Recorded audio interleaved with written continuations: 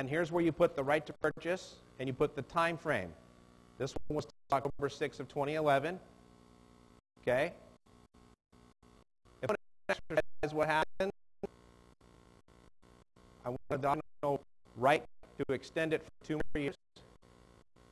I drafted this one to benefit who? Me. So you drafted to benefit who?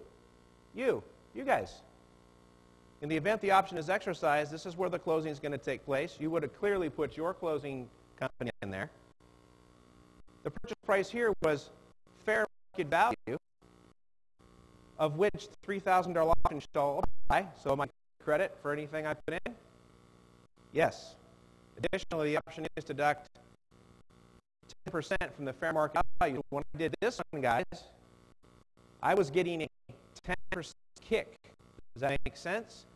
I didn't limit the price, and here I put fair market value. This is one of the forms I've used to complete an option. To go along with the deal I said, that would not say fair market value. What would it say? $150,000.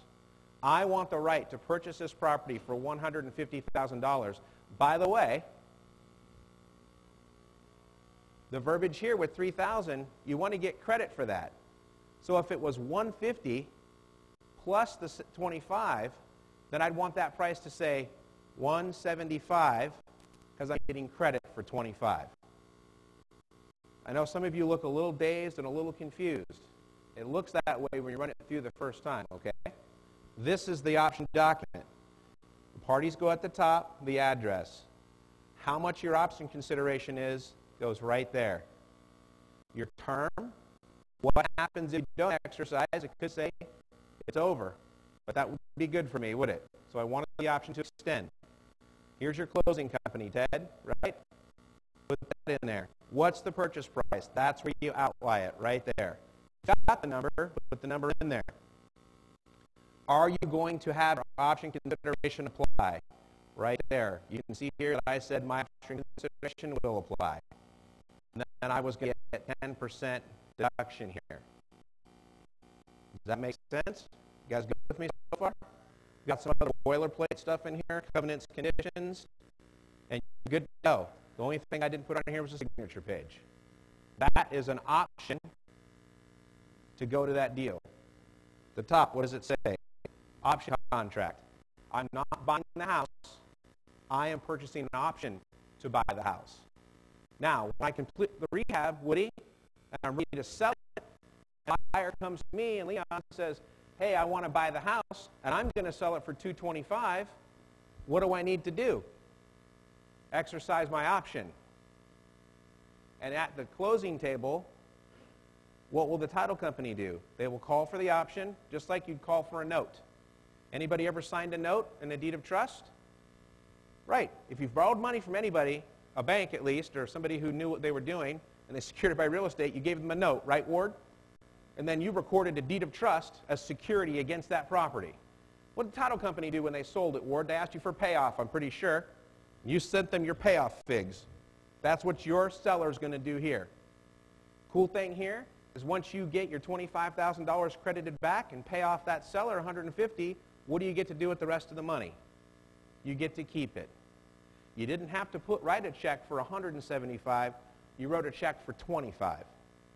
Now, if you take $225,000, which is our projected sale price on that transaction, and you take off 10%, that's what I figure, 10% for realtors and closing fees. I'm going to have to kick at least 3 or 4% to VA or FHA, right, Ted? 6% for a confident realtor. Once I take off that 10%, what's that going to leave me with? A couple hundred, 200,000? Minus the 175 that went in the deal. But remember, 150 of it didn't come out of my pocket. So if I make 25 and I put 25 in, what's that round number, Ward? Yeah, 50 grand. And if I started with 25 and end up with 50, is that return pretty good, Phil? That's why I like using the option contract to secure some of these things. You can make it a little sweeter, and you can tell the seller, I'll give you an additional 10%. And there, instead of saying I get 10%, I can say, well, the optioner can add 10%. Does that make sense to you? Darius?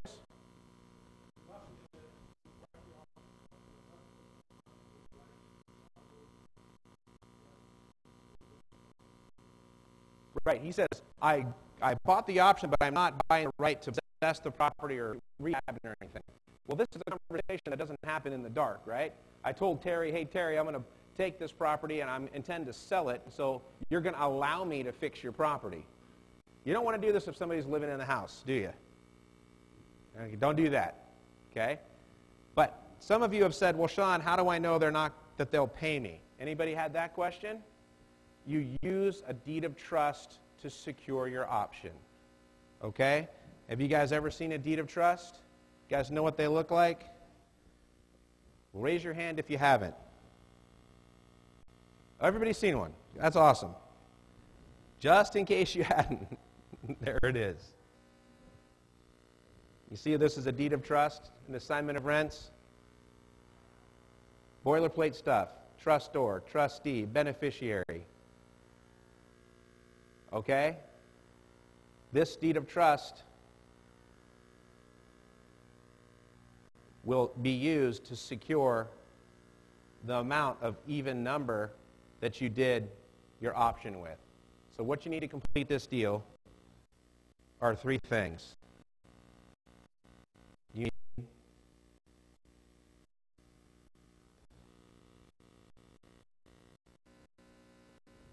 a blank purchase contract. This is the one I use. Very simple. And Yvonne had asked me, how do you write that up? In the purchase contract, it says address, seller, buyer, purchase price, down payment, remaining balance, and terms, additional terms. Everything you want to do is on a white piece of paper. Do you guys see that? See, every one of my contracts starts out just like that, blank. I write in what we're going to do. Purchase price will be $150, George. It's going to be paid like this. I'm going to give you an option. I'm going to put $25,000 into repairs, and upon sale, I'm going to get my $25,000 returned, and I'm going to pay you the balance of the $150. Once we have that in place, you might say, well, how are we going to draw that up? That's when you have the option contract, right, gang? There's the deed of trust together with the option. You need three things. Contract, option contract, and what else? Were you guys paying attention? A deed of trust. It's one thing to draw out for you, right? Here in Franco, but it's another thing for me to show you. These are the documents that you need. So every time you're thinking creatively, there are documents to back that up. If you ever get stuck, if you ever need a helping hand, just call me, and I'll make sure that I can see those documents. And I have emailed some of you those documents already. That make sense? Any question?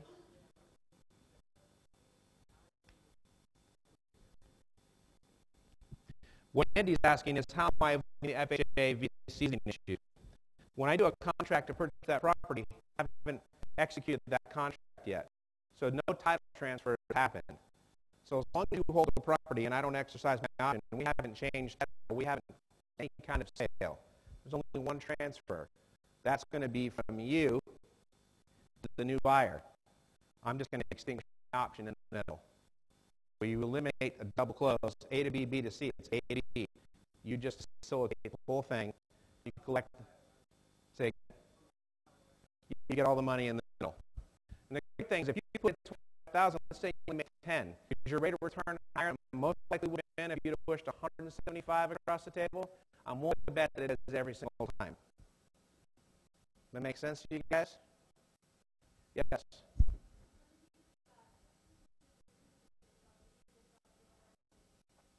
On the deed of trust, since I'm the one that made the loan, I'm the beneficiary.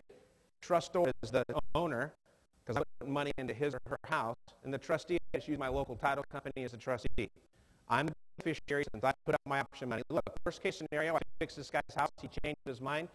Walker says, I don't want to sell it anymore. I'm going to use your granite countertops and your cool cabinets. I'm going to be like, hey, I got a deed of trust against your property. I'm just going to call Ward before closing you.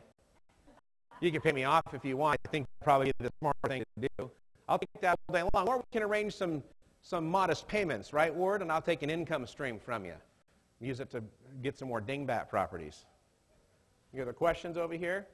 Listen, next month I'll be up here just spilling my guts all by myself about all this creative stuff. Will that be all right for you guys? So don't miss next month because you got me all to yourself, whether you want me or not. I'm locking the doors. I'm throwing a chain on it. We're just going to throw some water out here, wet T-shirt contest. Where's the best club for women? Wind's going to be here. Yeah, it's going to be crazy. All right, any other questions? One more question, we're going to bring Ward up.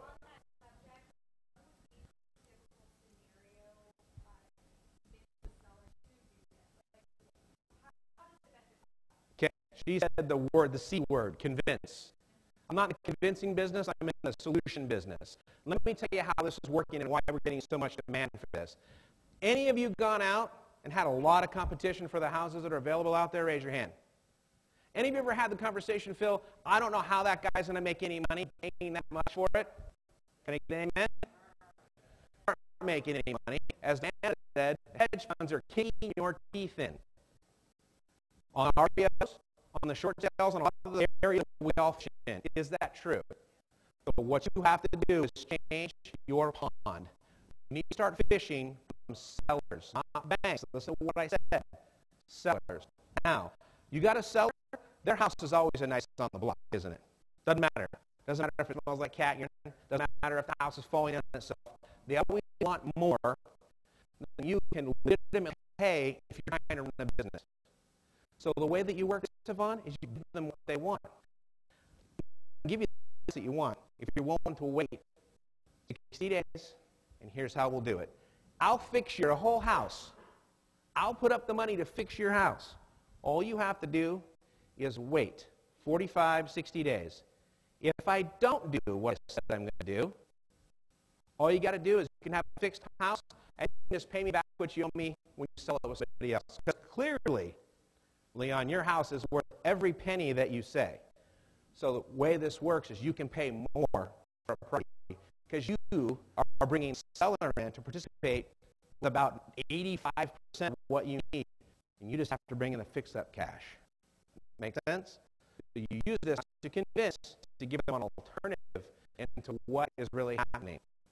And I think that that's going to give you guys a slight edge over some people out there because they just can't figure out how to make their money go the whole distance. Does that make sense? Diana?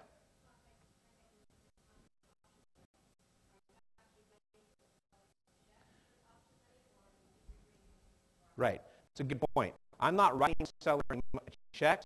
I've put it in escrow, and I've had construction draw from my contractor go toward that so that he or she knows that that money is set aside, but I'm not going to write you a check. You end up in Puerto Rico with that money. Right? One more question.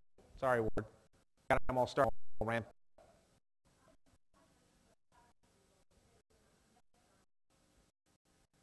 Most hard money people I know are they're hard money. They've done that for a while because they have a very tried and true system. So I don't want to speak for all of them. If there's anybody in here that would like to talk about that, great. Where I find options work really well are IRAs. Self-directed IRAs, put a lot of IRA options. These are awesome because there's no downside risk for an IRA. They don't have repairs, they don't have vacancy, they don't have maintenance, they don't have ownership. You don't want to own an IRA because you've got taxation issues there. And typically these options, especially on these flips that we're doing, are 60-day terms, and so you can make huge yield. How many of you guys can yield 30% in an IRA in 60 days? That's what we're doing with these. So I don't know. I don't want to speak for too many of the hard money, but maybe, maybe not. Okay? Think about it for yourself. You can get a little bit to give. Maybe give the seller a little more. Be willing to give the seller a little bit more. You didn't have to put as much out. Maybe. So get good food for thought. All right. We'll hold questions. We're going to Ward. Has he been mic'd up? You are. You're all wired up.